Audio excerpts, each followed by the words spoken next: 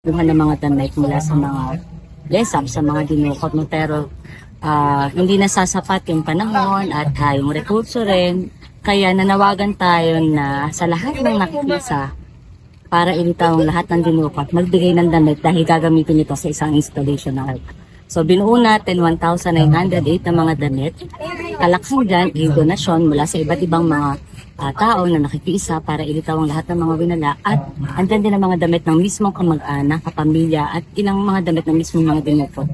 Yun, bakit mga damit? Sinisimbolo nito yung bawat isang buhay na dinukot. So lahat po pinubuo siya ng 1,908 na mga damit na ipang isaas. Ganun na karami ang dinukot mula panahon ng martial law 1971 hanggang sa kasalukuyan nung nakabalik ang panibagong Marcos sa Malacanang. So yun, gusto natin ipakita na ang bawat isang hindi lang sila bilang, hindi lang sila statistics, no?